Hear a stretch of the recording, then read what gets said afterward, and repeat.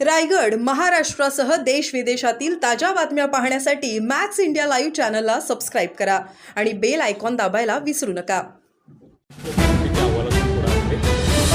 त्यांच्यावरती कारवाई निश्चित झाली पाहिजे.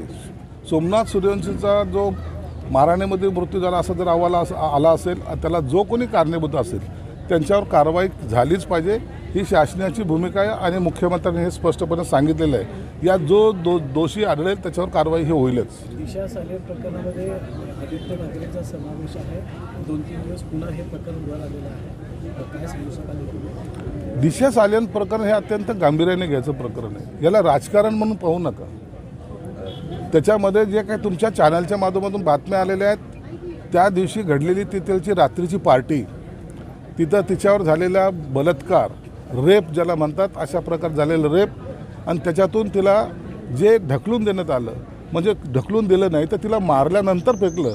तिच्या कुठेही डोक्यावर जखम नाही आहे, तिच्या कुठं शरीरावर जखम नाही आहे. मग असा मृत्यू होतो कसा? हे सगळं संशयास्पद आहे.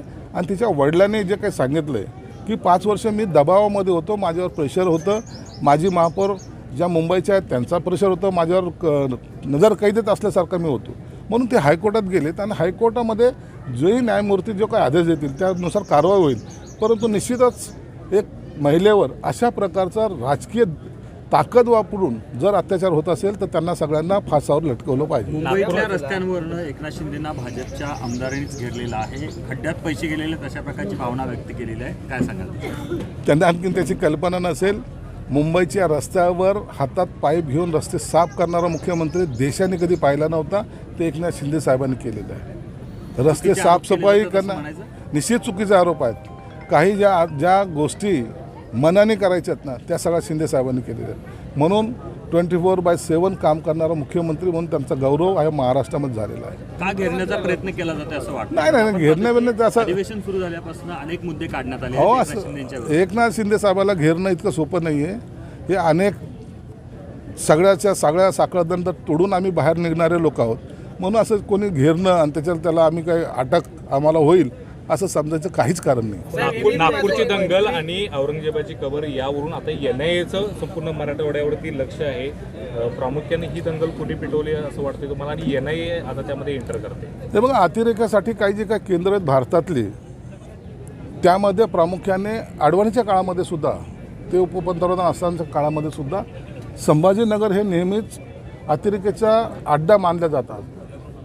आणि म्हणून ज्या काही हालचाली होत आहेत, आताही यावेळेला मोठ्या प्रमाणात दंगली घडवण्याचा त्यांचा मानस आहे.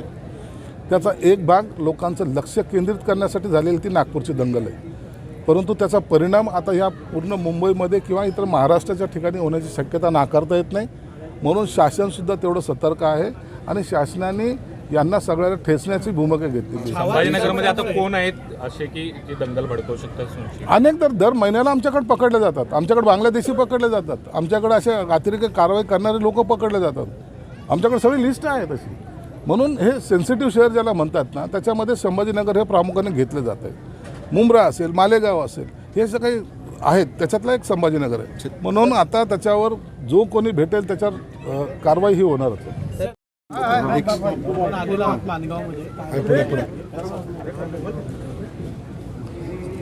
छत्रपती शाहू महाराज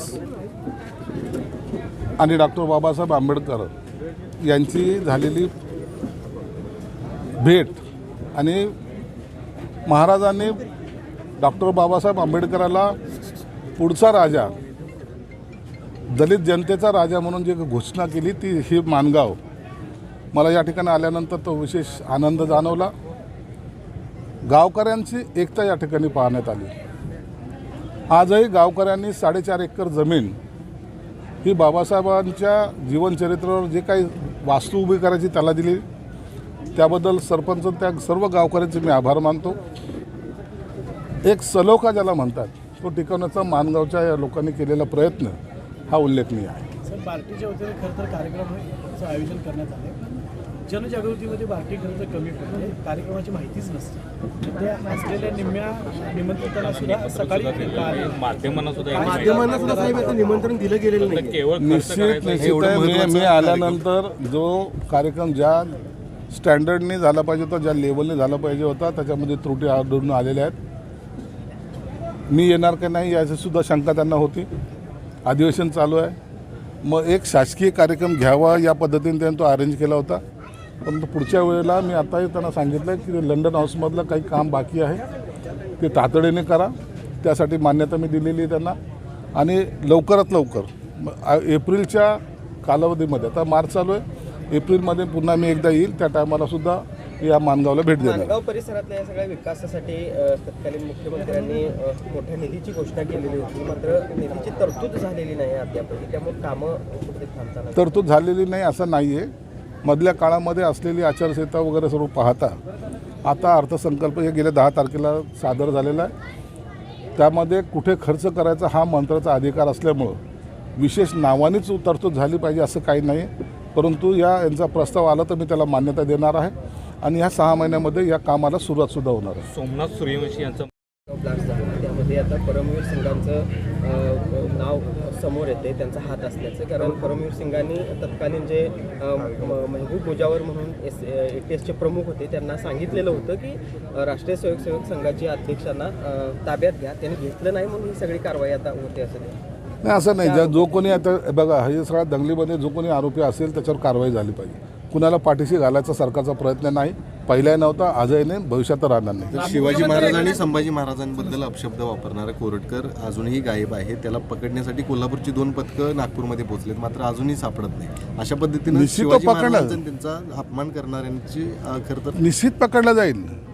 कायद्यासमोर कोणी मोठं नाही आहे आणि शिवाजी महाराजांचा अपमान करणारं तर बिलकुल नाही, त्यांना अटकही होणारच आहे. तुम्ही पाहत असाल बीड प्रकरणामध्ये सुद्धा आता एक आरोपीला आतापर्यंत पकडलं गेलं नाही.